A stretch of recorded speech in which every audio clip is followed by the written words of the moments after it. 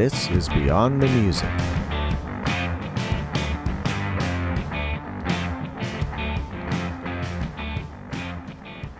This it is Beyond the Music. Thanks for tuning in this crispy fall evening. We have a very special local artist in the studio with us tonight. He's going to be playing some of his original rock, acoustic, alternative style music. And he's going to tell us a little bit about what he has coming up, some of the things that he's done in the past, and some of his influences as well. So please welcome Mr. Tyler Warden in here. What's up? Hey, hello, Jared. How you doing? Good. Thanks for coming on.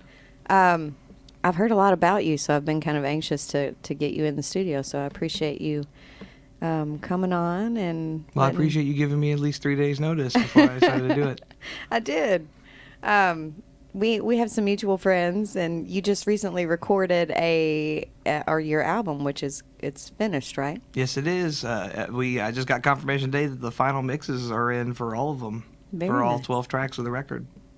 So you have 12 full songs, you said, and the title of the album is Simple Machine. Sure is. So what style? I guess we'll get into a lot of that within the hour, but some of the songs that you've written, I'm anxious to find out, like your writing style and things that inspire you, and how this album, which I mean is brand new, differs from anything that you've done in the past. All right. So I'm ready to bear it all. You are, and we're gonna have some fun. So I hope you guys stick around, and if you haven't heard of Tyler, you will be hearing of him a lot more lately. I'm pretty sure I'm a big fan, and he's recently been out and about. How long have you been playing in Louisville? Well, I'm 23 now, and I want to say that I first started doing this on a serious note when I was around 17. So I guess that makes it 6 years, right? Wow. Yeah. So you're from Louisville? Yes. Well, close. I'm from Bullitt County. I'm from Brooks, Kentucky, which is all of 10, 15 minutes away. That's Louisville still, yeah, I would say. Depending on how many people decided to have a wreck on the interstate before you get there. Could be 30, could be 10. You just never know. So you started playing when you were 17. Did you grow up in a musical family, or? Yeah, the first time I picked up a guitar and started showing interest in playing was around 11 years old. And the way that kind of happened was after my mom and dad had gotten a divorce. It was 2 separate households or whatever. So when you're in that moment, you take a lot more time to realize what each individual parent does with their time when they're not adulting.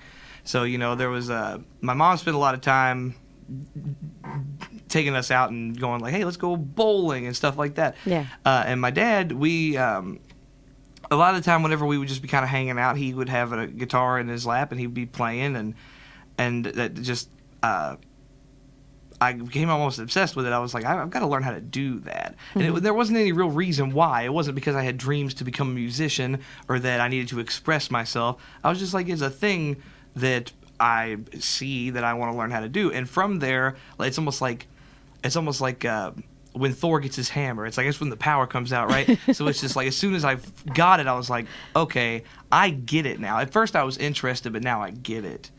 And so how long did it take you? I'm interested too. I'm at that. I grew up in a family of I would say hippies. I don't know how you would say it, from the 60s, but surrounded by music. All of my uncles, aunts, my dad played, and I would kind of piddle around with it. So I feel like when I was young, I got the fundamentals for sure, but just never really stuck with it enough. But I'm interested to know when someone else kind of picks it up and they're like, oh, I just picked it up, and then suddenly you're this amazing player. Like, how long did it take you to develop those skills to where you felt like, okay, I'm good enough to play out? Well, I don't really know if there's a real time where that happens because, it's just one of those things where it's like, well, you don't know yourself if you are ready until you go try.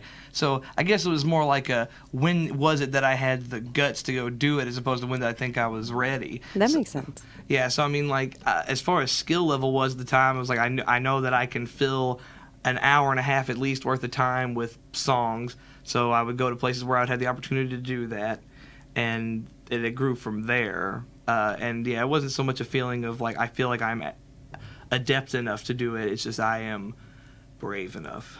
That's awesome way to look at it, because I asked you, during the break that we would probably try and have you give a little advice to upcoming musicians or people that were thinking of getting out to open mics, excuse me, or just kind of had that fear of the Louisville music scene and how to get out and about in it, and it really is intimidating a little bit when you have that that drive, and then you hear other musicians, and some of them are amazing because they've been playing for years, and you're just like, well, maybe I shouldn't. So you just say, be brave enough to go out there, and whatever happens, happens. Oh, yeah, and never compare yourself to somebody else. Don't do that. That's an awful idea. Right. You will find yourself thinking about things that are far from what needs to be worried about at the time.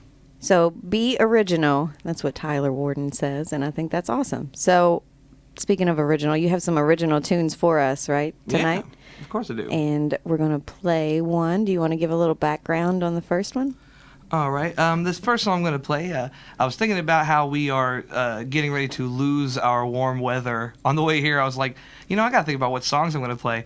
And one of them was that is a song that is going to be on this upcoming record called This Summer. The song isn't supposed to be happy. It sounds happier than the subject matter truly reveals. It's the reason that it was written. It started off just as a set of lyrics, like thoughts that eventually went, oh, I can kind of like tap to 4, and it kind of fell out from there. But it's kind of about how these things that negatively impact you happen no matter when they happen. It could be warm outside, cold outside, raining, or there could be cats and dogs falling from the sky. It doesn't. Pick your scenario. Pick your scenario. It could be anything. Yeah. And it's kind of like the way it goes. You'll hear in the song. So the verses kind of cover these either weird or negative feelings, and then once it comes around to the chorus, it's kind of like, oh well. It's this is the best summer of all. Why not? Okay. And that's kind of how the song came to be. So if you don't mind, I'd like to play it for you now. There you go. Here is Tyler Warden. What's the title of the song? The song's called This Summer. This Summer on 100.9 FM.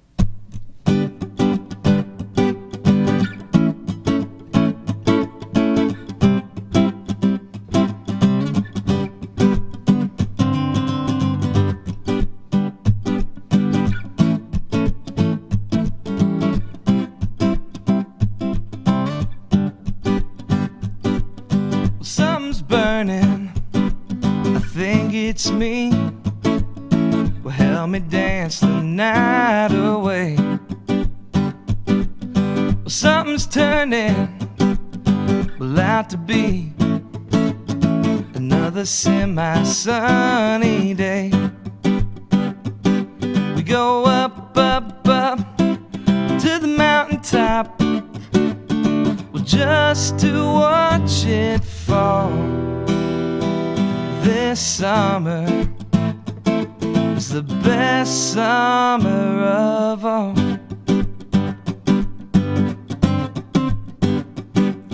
Well, something's breathing a bit too close for comfort, that's okay.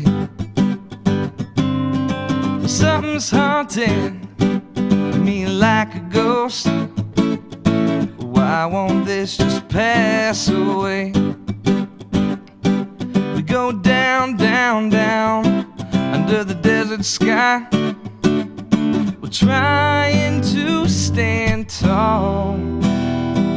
This summer is the best summer of all.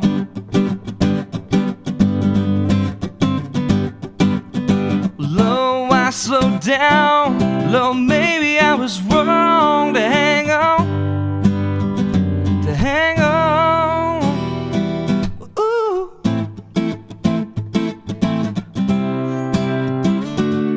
Well, something's burning. I think it's me.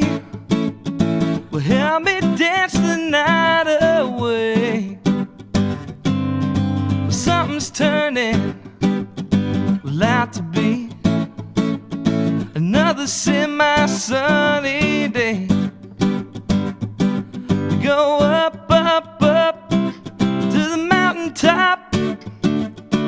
just to watch it fall. This summer is the best summer of all. My Lord, this summer is the best summer of all.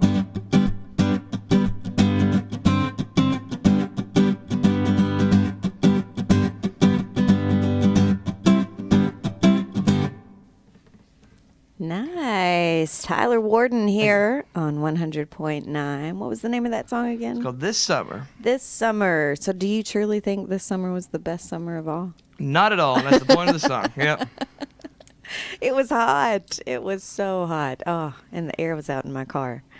If I could write songs, I would write it about that. Everybody can write songs, and the best part about that is everybody can write songs about anything. That's true. Yeah. So yeah, I'm watching you play, and you seem like you are super comfortable with the guitar, and I'm really impressed with your ability. So I think I'm thinking that you like just learned or something. I don't know, because we were talking about it. So how long, you said you've been playing around 6 years, right? I've been playing out for people for 6 years. You've been playing out, okay. So As far as how long I've been playing guitar, it's like going on like 12. Oh, yeah, okay. There was definitely time for honing the craft. Right. Well, that makes sense then. I was just like, man, there's hope for me. Maybe there's not. Oh, there's hope for you, Charity, for sure. So on your Facebook page, you say that you play not only guitar, but ukulele, mandolin, keyboards, and harmonica. Well, it's an interesting thing. If it's got strings and you can play guitar and you have some kind of idea of theory, stringed instruments, short of having to use a bow to operate the thing, is not a difficult task to achieve, in my opinion. Right. As far as keyboards go, once again, it goes down to if you have any idea of the way notes work together, you can figure it out. It's not a hard thing to do. And it's kind of how I approach every instrument, is just like, well, I know that there's the technique part of it, and I know what notes are what. And and by the end of this, I'm at least playing Smoke on the Water on this thing. and that's kind of how it works. And it's just a matter of trying. It really is just a matter of trying to play stuff. And eventually, if you really want to, it'll happen. Yeah. And that's how it is for the instruments I play. So how about writing music? What's your writing style? Like, what inspires you? Literally everything can inspire me. Are you inspired by only your perspective in your life, or pretty much things that you see that you're observing? Well, I definitely take everything that I possibly can from observing the world around me. And as far as like songs from the heart go, I mean, like, there are plenty of those. But I think that in order to remain creative, I'm talking about like putting yourself in other people's shoes and seeing things, or creating an event in your head, and whether it truly inspires you or it's just something, a bouncing off point. Mm-hmm. Like, inspiration comes from everywhere, and you can create it yourself. I mean, I could write a song about a part in the show Pokemon that made me tear up, and you could think it was about something deep that happened to me when I was 12 or something. Right. And that's another beautiful thing about inspiration, is that like everybody could be inspired by the same thing and have totally different interpretations of it, and I think that's beautiful. That's what I was going to say. You took the words out of my mouth. It's the beautiful thing about music, though, and the fact that a lot of artists don't like to say, well, they'd like to say what something's about, but there's always that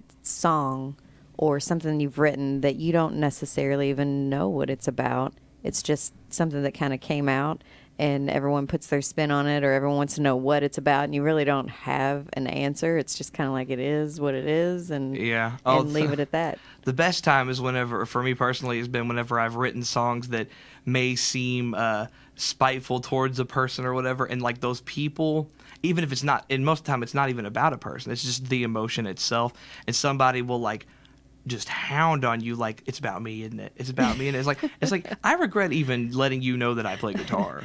It's called projection, I think. At some point you got to just say, it's not about you. So what type of music, you talked a little bit about your mom and dad splitting up when you were young. What type of music did your mom like or make you listen to? My mom, I won't say made me listen to, because for the time it was pretty good music, which by the time I mean like between the years of 1997 and 2005 or whatever, which is when I was most of the time with my mom at that point. She listened to country music. Mm-hmm. Now, I have my opinions of modern era country music, and I choose not to express them because people do enjoy that. People do enjoy that, and that's their right to enjoy it. And it's not my cup of tea. However, music from the era that I'm referring to in country music was what I was listening to, which were things like Tim McGraw and Kenny Chesney and Garth Brooks, people like that. And what I learned in retrospect wasn't so much that I enjoyed those artists, which I do, but I really enjoyed the songwriting. Mm-hmm. But see, back then I didn't understand the difference. The stories behind the song. Yeah, and I didn't understand the difference. And I've always been into like when things are really, really sweet melodically, because it's a lot easier to be original melodically than people think, you know. And country music had this kind of like stereotype stuck to it, that it was all G, D, and C, and that was it. And then you talked about your dog dying and all that, and then that was country music. And for a period of time, rhinestone cowboy type stuff, maybe that was what it was. Right. But whenever I was listening to it, I was growing up and starting to feel emotions outside of simple ones for the first time. And so even though there was my dad's side where I was getting introduced to the classic rock and blues music, where it really hit home emotionally was when I was listening to music with my mom, because it wasn't about going out and doing promiscuous things and drinking. Being a rebel. It was about having feelings and being torn up about things like a family not working out. It's like, that's deep stuff. And when you're like 10 years old, you don't think about it the same way you think about it as an adult. And but country music. Do you feel like you learned through music? Because I do. Like growing up, I can definitely relate to what you're saying. My dad was a big fan of George Strait, so I love George Strait to this day. And I'm like you. I'm not really a huge country fan, but there are certain songs that the stories, will definitely stand out to me. So listening to those stories and imagining, I guess, as a kid, that kid, whatever happened in the story or whatever he's talking about, and you're like, man, I'm not going to do that. Right. So it's almost just like you learn through music too, mm-hmm. through the stories. Oh yeah, like I think that a lot of people, yourself included, me, anybody who is so enveloped in music, I think after a while they can just base their entirety of they don't have to post anything on Facebook to express how they're feeling other than musical lyrics. Mm-hmm. That's what I'm guilty of. I don't have time. I was I'm not going to tell you I'm mad that I'm in traffic. I'm going to quote some song that has something to do with traffic and why I'm upset about it. Right. So life is full of stuff like that. That's how we express things. My problem is I'll do it and then I'm like, I don't want Facebook to have access to this, but it's too late because I've already done it. It's like anything you put on there, they make their property or whatever. But mm-hmm. Not that my stuff's that amazing by any means, but it's just one of those things. I too, have a problem with words sometimes, and that sounds counterintuitive of being a radio host. But it's just if I really want to express what I'm feeling, I will do it through music. And a lot of my friends, went through a period where that's all that I would post was music, and they were just like, do you ever say anything? I'm like, I'm saying all kinds of things. You just aren't listening. So on that note, we're going to have you say some more things with your music and play us another song, if that's all right. All right, that's fine with me. Actually, it's funny because you were talking about the story that country music tells. And I was thinking on my new record, there is a storytelling song that it is totally allegorical. It is for you to interpret on your own, but it is a song called "She's on the Run Again," and I guess I'll just play it for you since we talked about the not wanting to give away too many. There you go. No words, just music. Yeah, so you can interpret it how you want. The story's pretty straightforward. But just know, none of this stuff actually happened, because by the end of it, you'll be kind of like, man, why did you call the police? So this is off the brand new Simple Machine mm-hmm. album? Yes, it is, and it's called "She's on the Run Again." I'll play it for you right now. She's on the run again, Tyler Warden.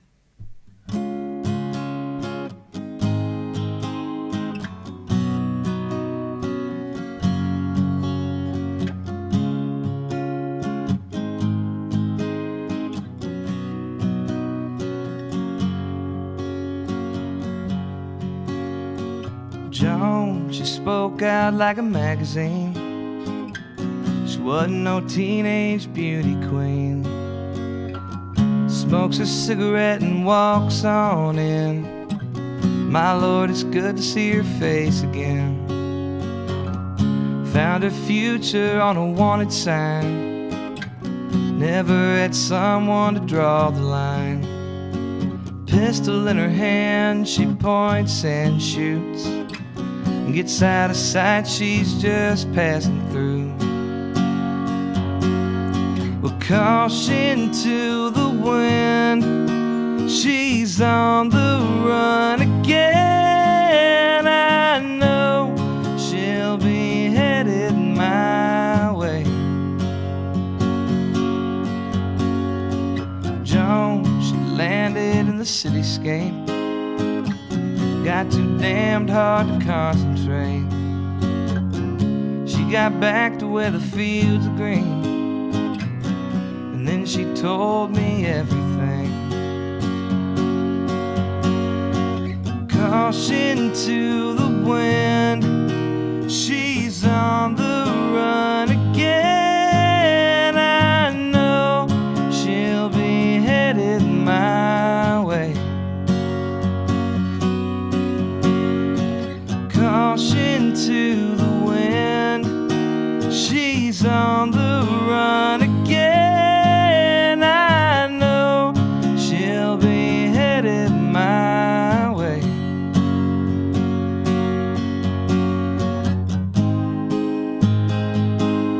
Headed my way.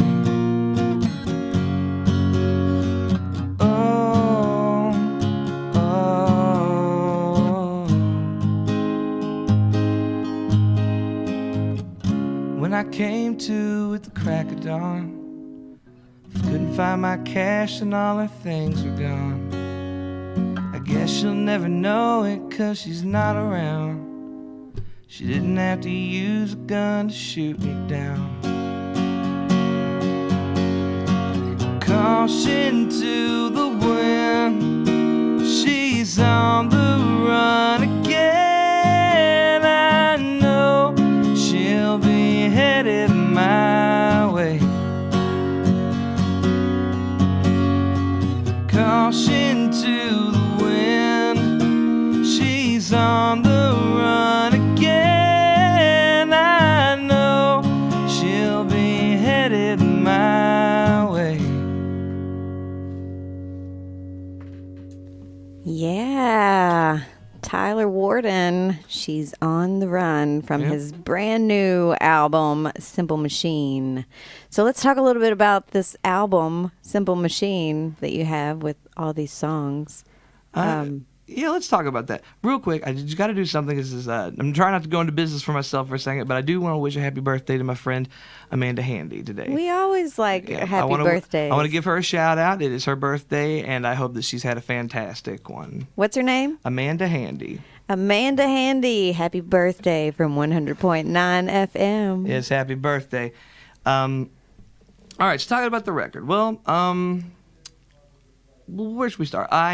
I met the guy, our mutual friend, Brian Cronin, owner of Goldsmith Studios. I met him to record some demos over a year ago, and after that, he and I realized that we wanted to make a record, so we made one, and from there, we've got this great partnership and friendship, and through the entirety of the album making process, it grew and became stronger and stronger, and it got to the point where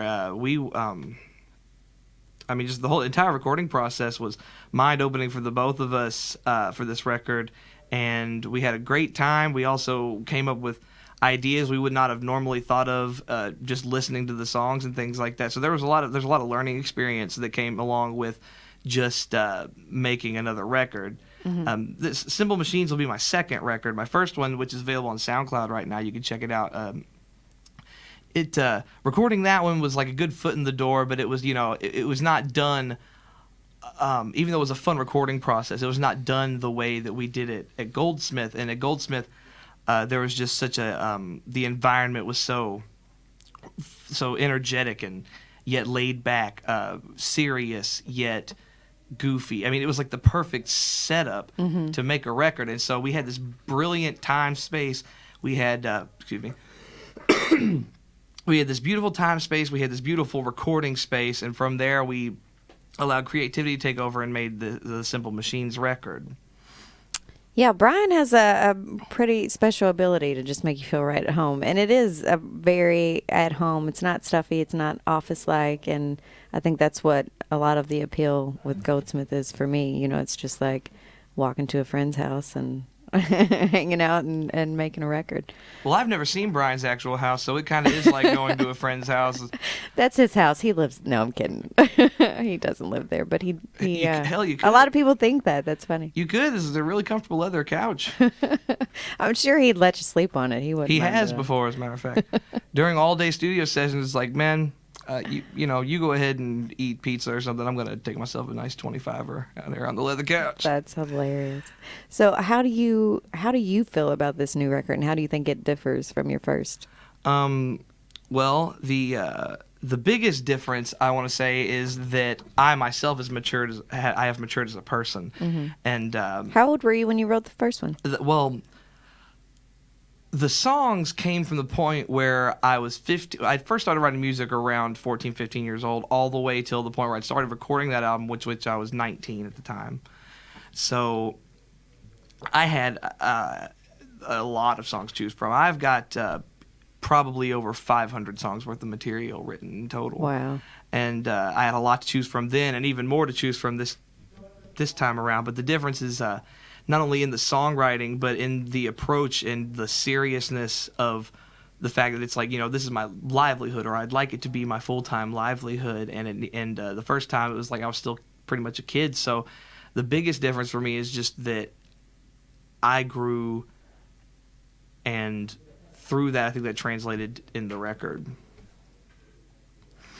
That's understandable. So you grew for the better, for sure. Oh yeah, definitely. And it's also expanded my my work frequency quite a bit as well. Just being able to get in with more of the Louisville music scene, which we've got a lot of pretty killer folks out here. So it's crazy, I know. Yeah, it's great to be able to befriend all these people, and that got to happen even more this time around than with the first record.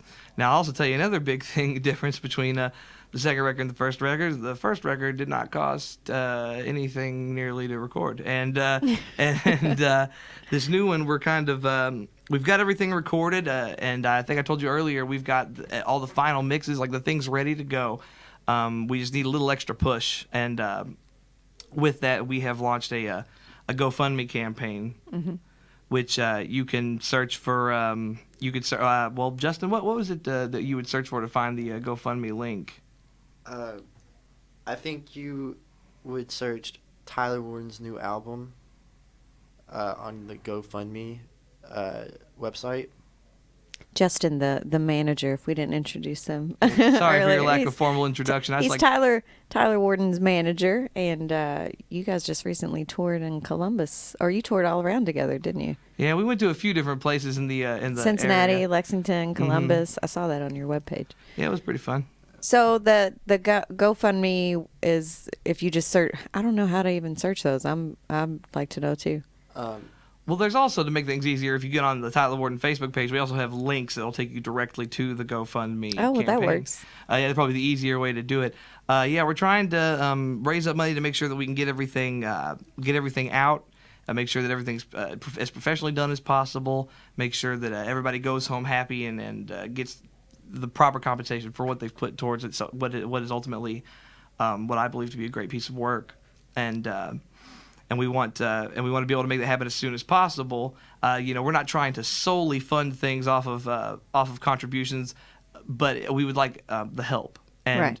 And with that being said, the support emotionally and the love is great, and we hope that can translate eventually into people showing a little bit of monetary love to help towards making this happen. And it's not for nothing. You're not doing it just just to say you did it. There will be incentive compensation for you. And soon on Facebook, we're going to be releasing the list of at certain entries. Like, if you donate this much money, there will be certain incentives for you, and so on and so forth. And we're going to be releasing a list potentially after we leave here tonight. Nice.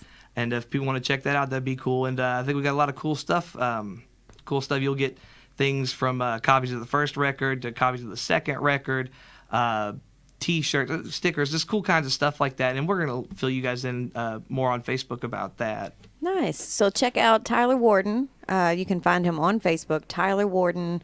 I think you're under artist, your artist page is. Mm-hmm. And then check him out on his regular page too. I'm sure you'll accept friends. Yeah, I accept all kinds of friends. Do you have an Instagram or a website or anything like that? I sure do. I do have an Instagram account, and that is Tyler S. Warden, I believe. Yeah, Tyler S. Warden. Which also, I don't use things like Twitter and Snapchat very much. Twitter I probably should get into using more. Yeah, And I'm the same way. I need to do more, but there's just so much already. Well, my I thing get is, overwhelmed. my thing is I'm just way too long-winded for 144 characters. Mm-hmm. Like, I don't know how to... It's like, I'll stick to being able to say whatever I want on Facebook. You can pass it by if you want. Yeah, it's just a lot for me. I mean, I think in terms of like Twitter and then Facebook, and you kind of have to as an artist if you want to promote and do that. But it's a lot to keep up with. It really is. Mm-hmm. When you want to just write music and play it. But that's the other side of it. So if you would like to help support Tyler Warden, I'm sure he'd be very grateful. And are you planning a big release show? We've got those are things that are still, like, they are planned to happen. We don't have any specific details yet because of the interesting way we're handling all this right now. And we're pretty good about updating people on social media and everything. So as soon as we have information, as soon as we have it, we like to put it out there for fans and friends and everything like that. So we will definitely let you know when those things are going to take place. Very cool. Well, I will keep my eye out for you for sure. And I'm digging your voice. I can't believe my mind keeps going back to you saying you're watching your dad playing guitar and you're kind of thinking, yeah, I guess I could do that. But the voice, it's just natural. It just seems like music would come so natural to you at an early age. Not that you would just say, oh, I guess I'll go ahead and play guitar. Yeah, I wish it was more Pixar than that, but it's not. So we're going to give you a little sample of what you can check out on if you check out Tyler's page or you support his brand new album entitled Simple Machine. And here's another song off the new album. Alrighty, this next tune I'm going to play for you guys is a slower song that is on the record that actually there's a very, very talented young lady by the name of Taylor McKenzie who Brian and I actually just got finished working on an EP that she's going to be releasing before too long. By the way, guys, in case you didn't know, I'm doing a lot of work over at Goldsmith nowadays. Another perk to having had recorded over there. But I met her through Brian. Brian, he's like the peanut butter that holds this sandwich together. He's the peanut butter. I'm going to say that. I'll see him next week, and I'll let him know if he's not listening. Oh, he's listening right now. If he's not, we'll shame him about it later. Right. But I have this song. It's called Until You Have to Leave. And Taylor performs on the song with me. And one of the strokes of brilliance of Brian, and I'm going to hype this up as much as possible just because you can't hear it tonight. But her and I working together to perform this song turns it into a conversation. And if you listen to the lyrics, I'll let you put your placeholders in where you'd like, and you'll see when the album comes out that it started off as me wanting to say one thing to a person, to someone who I had grown very fond of and very affectionate towards, and she was getting ready to go off back to college, and I wasn't going to be able to see her very long. And the point of the song is just kind of like, I know what's going to happen, but I'd like you to stay here and make the best of it until you have to leave. Sweet. Well, I can't wait to hear it. And what was the name of it? Until You Have to Leave. Until You Have to Leave. I'm not very cryptic about the titles. I want you to know which, like, basically I go, if people hear the song and go, isn't it that Until You Have to Leave song? It's like, yeah, that's exactly the title. That's how I name. come up with my titles for songs. Like, isn't it that one? It's like, That's yeah. a great concept. Easy way to remember it. Until You Have to Leave, Tyler Warden, right here on 100.9 FM.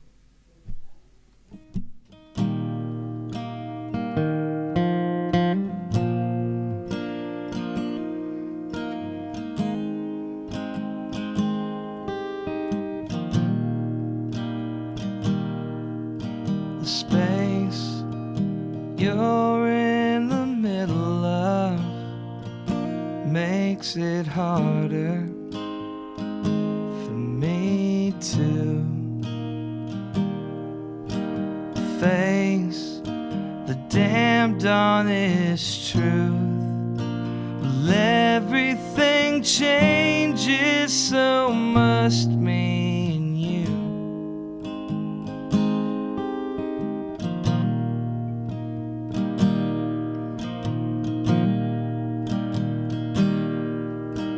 Chords to all of your favorite songs. Allow me some more time. Of course, well, I'll never tell. Distance is brutal, but I'll wish you well. Just lay here with me until you have to leave.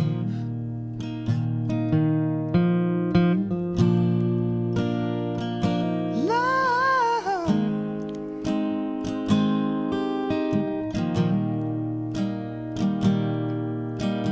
All the things that I would do to put you in my way, I'll be keeping in touch. It scares me to death that I love you too much. Just lay here with me until you have to leave. We are simple machines of all shapes and sizes. We'll open your heart 'cause it's full of surprises.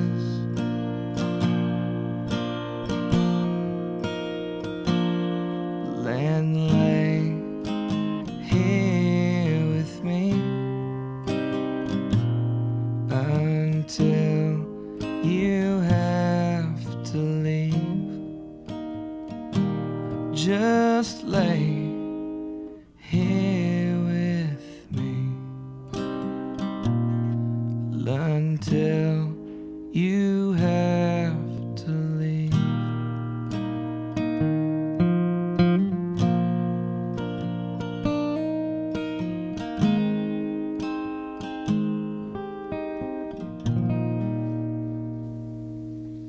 I'm not leaving, Tyler.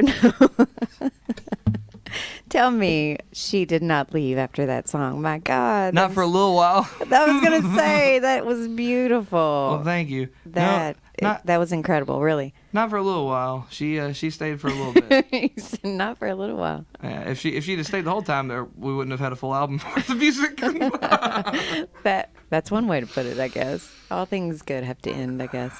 But no, that was, I'm just like, as I'm listening, thinking of like the crisp fall air that's going on right now. And it's like everyone's falling in love right now, too. Is it just me? And I'm like, Trader Joe's has like pumpkin spice on sale. Yeah, another little shout out. My little brother a couple weeks ago got married. You want to talk about falling in love? Yeah. The younger one, my younger brother married love of his life, happened. Congratulations to Kyle and Tracy. Wow. But that's a quite crazy thing to realize where you are on the social ladder. Yeah. It's like, oh man. Well, there's no time limit on it. Look, I'm 37.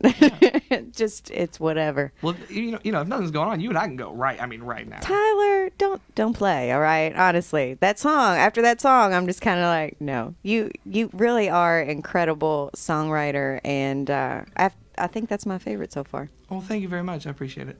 So, do you have more songs like that on the album, or no, I'm kidding. Would you describe the album as just kind of like diverse in terms of? I would say that compared to my first record, it's a lot more thematic. The first record was like, well, let's see what kind of songs I can record, like la la. But the second time around, there's more of a theme. But I would say don't. I wouldn't put any particular ribbon around this particular hog. I would say just kind of see how the bacon tastes to yourself. Well, so far it is smelling pretty good. That's good. That's good. So I'm excited for this album. Do you have a time frame that you think that you're going to be? Because the GoFundMe's going on. I guess if you guys are just tuning in, he's starting a campaign to kind of fund the album, and then a release shortly after that. So if you're liking what you're hearing and you'd like to support him, check him out on Facebook, Tyler Warden Artist, and you'll have some links up here soon. Yep, and I would highly appreciate that. Yeah, as far as the time frame goes, I would like the album to come out before it's regularly over 90 degrees outside again. That would be right. The safe thing to say, but it's once again one of those things that the way we're handling it and treating it, the release date is going to be pretty much just as organic as the source material. So that's pretty cool. I mean, you can't rush it. Honestly, you gotta just wait for the right time. So, you've developed a lot of connections around town musically, and it's interesting. I wanted to kind of elaborate a little bit on. If we're going beyond the music, you have some really interesting tattoos that are music related. So we talked a little bit about the corner door tattoo that you had, and you had a really interesting story behind that. Sure, and I will gladly share it with you kind people again. So one of the first tattoos. It may be like the third tattoo I ever got. Now I'm on like 13 tattoos right now, so you can do the math at home, ladies and gentlemen. But this particular tattoo, it means a lot to me. It's the Corner Door Bar and Grill's insignia, I guess, if you will. And they were a bar / restaurant that was around the Bardstown Road Highlands area here in Louisville. And they sadly had to shut their doors, I believe, in 2013. And from the time of 2011 till the time they closed, I was frequenting their weekly open mic. And I went there pretty much by happenstance because a mutual friend was going for the open mic.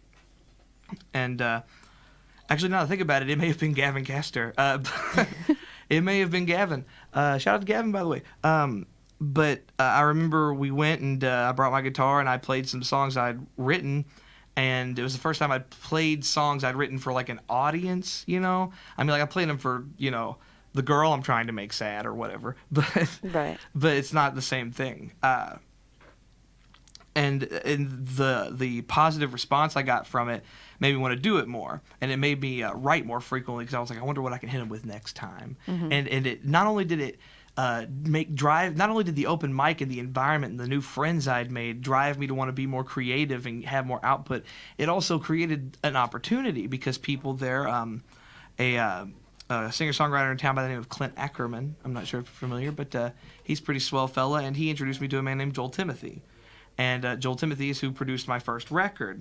And none of that would have happened. I wouldn't be a part of the Louisville music scene if I give it 100% accreditation to the Corner Door Bar and Grill. So I have them immortalized on my left forearm. How awesome is that? And a great story to boot. So I wanted to make sure that you shared it, and it ties in really well with what you said earlier about having to be brave. And, it really doesn't matter how good you are. It matters how brave you are. And the fact that you were brave, and then you went out to Corner Door and you met all these amazing musicians and that's another really neat thing I like to ask people who go out and for the first time and they're kind of, playing around town, just the collaborative spirit of all the other musicians and the willingness to help out. And networking is huge in this business. Mm-hmm. So they understand that, I think, more than anyone else. And so your experience with that was one of very helpful and a collaborative spirit. Oh, yeah. Whether they know it or not, a lot of the people I met at the corner door, I don't think I'd be the same without having met them either. Somebody like the host of the open mic, Alana Fugate, mm-hmm. And I hope this message gets to her. I appreciate a lot of the things she did for me. She facilitated and hyped me up quite a bit to the frequents at the corner door, and she was one of the first people I remember being like in the thick of the Louisville music scene, and I was like, she's somebody that inspires me. Mm-hmm. So I owe her a lot of credit too. Good old Alana. Yes, I just went and saw her a couple weeks ago with Mr. CJ Cumberland at Barrett Bar, and was really impressed with her music too. She has a lot of depth to her songs. Yeah. Well, nice. So you feel like the local music scene really enveloped you, I guess, and helped inspire you. But do you feel like there was any pitfalls along the way, or times that you felt like giving up and not writing or singing anymore? Those things happen all the time. They're something that you have to more accept that it's going to be time to fight it. It's kind of like getting sick, like if you get sick anytime the season changes, the same thing can happen with being a creative writer. You're going to face times where it's like, oh, I feel the song depression kicking in, the song rut, and at that point you have to be able to be strong enough to go, I know I'm going to get out of this on the other side. I know I can still write music. Because to think that, the things that usually make you not want to do it is you'll go, well, I haven't written a good song in 4 months. Right. Well, you did it before. You're obviously capable of doing it again. It's not like I did a magic trick where I poked one of my eyes out. You can only do it twice. Right. You don't lose. Creativity is not. They're not skin cells. You know what I'm saying? Right. Well, they're more like that than anything because it grows back. I think it's pretty neat to say, this is something that's mine, regardless if I write a song for a year or sing for 6 months or whatever. I know this is an innate ability inside me that when I want to bring it out or when it's time to bring it out, it will come out. But I like to kind of connect that with the experience of some of the up and coming artists, someone who's out there listening tonight and it's just like, I need to sing, but I'm afraid, and there are all these other amazing musicians out there, and I don't know if I'll be accepted. And so I just like to convey a little bit about the Louisville music scene. Is part of writing music and being, like you said, a creative person, is that you have to expose that vulnerability. Because if you're not completely vulnerable, then you're not completely real, and you're not going to project the energy that you need to project. So I think what a lot of the other local artists understand is that strength and vulnerability. Do you agree? Mm-hmm. Oh, I agree entirely. So they're like, regardless, your hands are shaking, you're up there, whatever, you did it. So you earn respect just for the simple fact that you overcame that fear and you exposed that vulnerability. Exactly. Instead of just not everybody takes home the gold in the Olympics, but you should be excited that you got to be a part of it. Right. And there's always going to be next time. And if you did well, the other thing is something that needs to be brought up is there's always going to be people you think are better than you, and there's always going to be people you think that are not as far along as you. But understand that there's a place for everyone, and you just need to kind of find yours. And it's there. Everybody's got their place. We take up a certain amount of space on the earth until we are not on the earth anymore. So it's up to you to choose where you're going to fill up that space. You have to make it happen. Right. Well, I just love the way you think. We're on the same wavelength. All right, so we're going to try and get some more music in here. We've got about 10 more minutes with Mr. Tyler Warden, and I'll give you some more info on what he's got coming up, as well as if he's playing out anywhere soon or what's going on with the record. So keep it locked here. But we've got another song coming up. You want to give us some background on this one? Sure thing. Alrighty, so this next song I'm going to play for you guys, actually I'm going to go ahead and play another slow one for you. I hope it's okay. I like the slow ones, apparently. This song is Brian Cronin's favorite song I've ever written in the history of ever. He's heard all about 30 of my songs out of the 500, but this is the one. Nice. It's I consider it, I call it like sad jewelry box music. This is how it reminds me of. Like, you would hear this if you opened up a wound up jewelry box. Oh, cool. The song is called The Faded Horse. It is it's about a relationship of mine that it's the longest relationship I'd ever been in, and it ended with me feeling like I had so much drained out of me that I wasn't worth anything anymore. You know, like that my expiration date had hit. And whenever you are in the place where that's how you feel, it's hard to dig yourself out of that, because you almost have to find something that makes you feel like you have purpose again. And when you feel like your purpose has been taken away from you, it makes you wonder why even bother. It's one of those things that comes into like the songwriting rut type stuff. Actually, this song came out of a songwriting rut because of that very reason. My purpose felt gone because of this relationship that it was over. And I took that, and it came back around to, you got to be strong within yourself, and you have to know your truth and all that stuff. And from there, I was able to make this song happen, and it turned out to be one of my personal favorites. Very nice. Yeah, because people can tell you that until they're blue in the face, but you have to know it yourself and get it out through music. So take it away. All right, this song's called The Faded Horse, and I hope you guys enjoy it.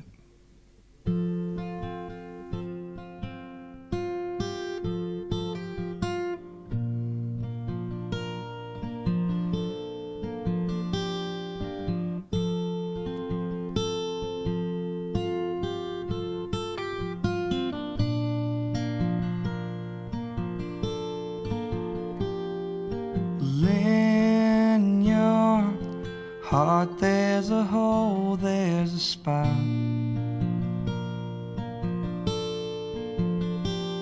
Reserved for something you know that I'm not. Well, I'll ride this one out on my own. Well, I know that you're not coming home. Well, in my room there's a bed where we laid.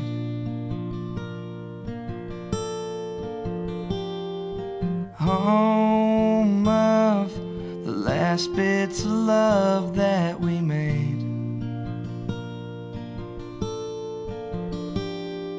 So much for what could have been. Hell, you look so happy with him. Well, I could be fine when the morning comes. Well, or I could sleep in for days. Looks like I'm the faded horse, no good for riding away.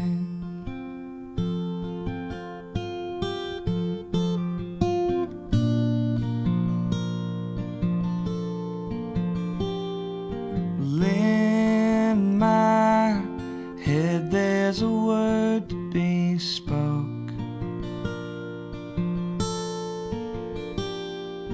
Though sometimes on my words I do choke.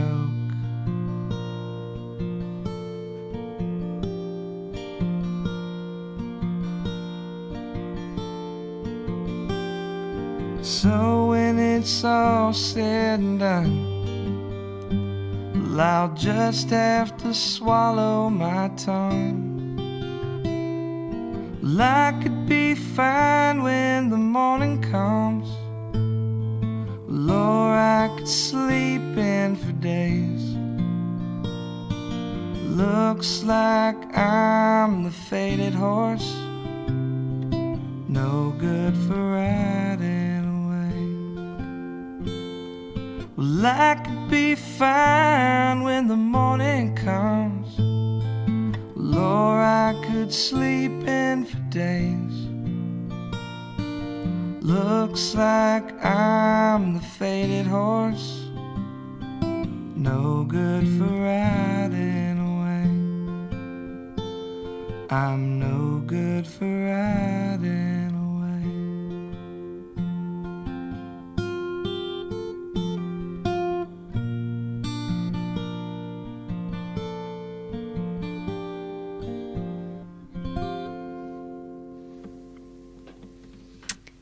How pretty was that? Oh, thank Yes, yes. I can totally see why that's a favorite.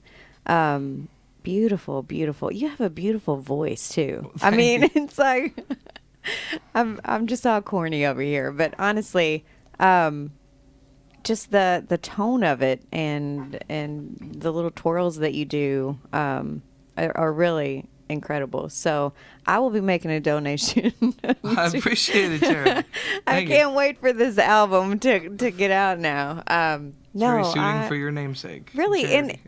really, Yeah. I've heard, you have no idea. I've heard some good ones. You haven't It's heard it with the hilarious. Tyler Warden stank on it, though. So, Yeah, yeah. I'm feeling philanthropic tonight, and are you tax deductible? I mean, we could go on for we haven't days. worked out tax deductions yet, but that'd be one heck of an incentive, wouldn't it? We will Right. find a way for you, the dedicated Tyler Warden fans. That's hilarious. Yeah, when I was younger, I used to always say I would just go door to door and say I'm taking donations for charity, and it really wouldn't be a lie, you know. That's actually brilliant. It wouldn't work the same way. It's like we're collecting donations. I never for... had the nerve to do it, but yeah, it was always an idea. So Tyler Warden, you guys, how beautiful! What an amazing sound, and I'm so grateful that you came on tonight and you shared a little bit of your story and your songs. Well, I'm grateful to have been a part of it, and I appreciate it. And want to make sure if you're just tuning in and caught the tail end, or for those who listened the entire time, we certainly appreciate you. Don't mean to sound redundant, but kind of have to do that sometimes in radio. If you want to check out Tyler Warden, you can find him on Facebook. It's probably the best way. It is the best way. It's also the best way to get a hold of me. Period. Yeah. Facebook knows what its job is, and I think it does it rather well. So do you have anything coming up where you're going to be playing out soon, or are you pretty much focusing on the album? Well, as far as original music is concerned, the album is really the focus, and from that point, we'll work on shows for that. If you just want to come out and see a bunch of fun covers and stuff, I've got work all the way up till the year is over that you can come have the opportunity to come see me. There's this upcoming Friday, I'm going to be playing out at a Mexican restaurant out in Shepherdsville, Kentucky called El Tarasco. I've been playing there for 4 years. Another thing, real quick, before I get into that, I'd really like to say, just real quick, is also take whatever work you can get. Don't be too good for work. Oh, If yeah. somebody's going to offer you, especially if you're going to offer you money to go play music and share your gift, take advantage of that. Don't be too good for a gig. Well, that's what I was going to say. I'm not too good as long as they're paying, and if it's only a few bucks, I'm like, yeah, no, I haven't made it there yet. So My thing is like, so you're telling me we don't get charged at all for drinking here? right. But so there's that, and then the following Saturday we're heading to Georgetown, Indiana, to go play at a place called That's the Ticket with your fellow Crescent Hill Radio DJ CJ Cumberland. Yep.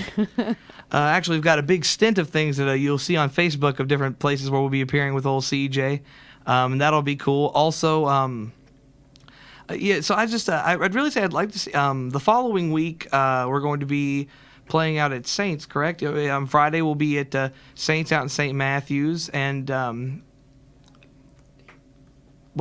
on the 14th. Thank you, Jess. Feel free to interject anytime I'm leaving out information. You have a microphone. Yeah, you have a voice and you should use it, man. Thanks for coming on, Justin, too. He's been over there so quiet and like just watching so gracefully the entire time.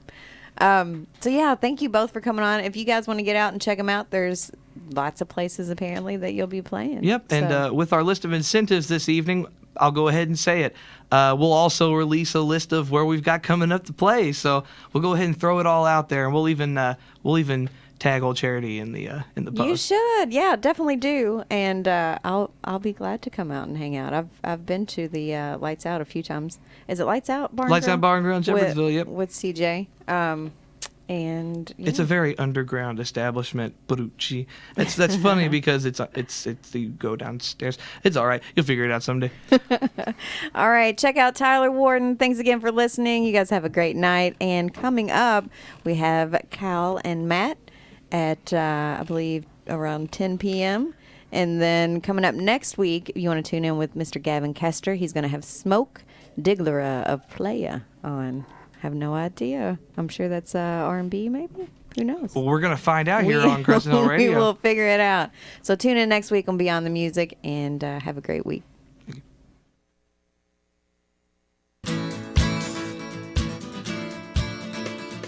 This is Patty Margay. Please join me and Phyllis Fitzgerald for the Local Life Conversations Around the Kitchen Table. We'll talk about how to bring more of local food into our Louisville area community, how to cook it in creative and healthy ways, and how to promote sustainability in the way we live. Living lightly on the earth because it's the only one we've got. Please join us on Saturday at 1 p.m. here on WCHQ. It's 68 degrees. It's 9:31.